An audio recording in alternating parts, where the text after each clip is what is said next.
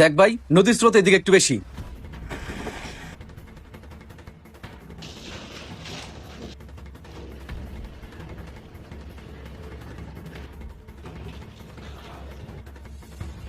আশেপাশে কেউ নাই, কেউ দেখার আগে চলে যাই। আমার কাজ তো শেষ। ওরে যেই দেখবো সেই মনে করবো পানিতে পড়ে মরে গেছে।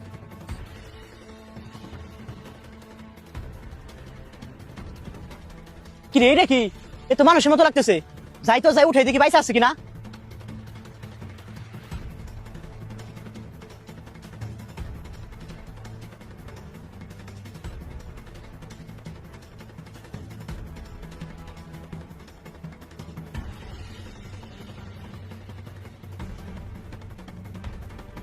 এক কাজ করি, পুলিশে একটা ফোন দেই।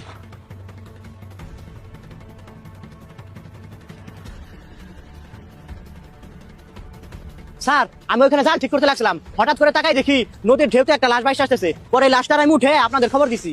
আচ্ছা, এক কাজ করো, দুজনের লাশটাকে একটু উপরে নাও।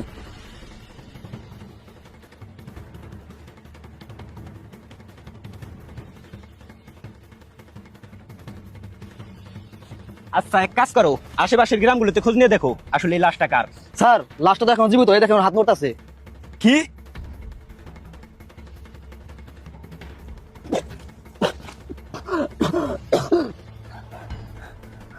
ভাই, আপনি ঠিক আছেন?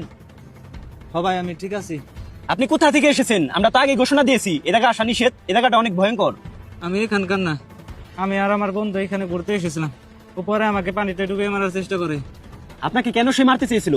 আসলে স্যার হয়েছিল কি, দেখ ভাই, জায়গাটা অনেক সুন্দর। আরে ভাই, তুই ঠিকই কইছা।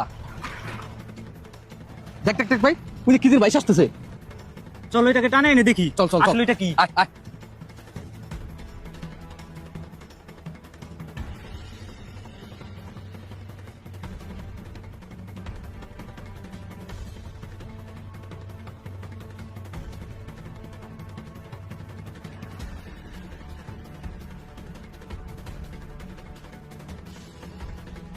আয়, এর মধ্যে তো কত শোনা হয় না।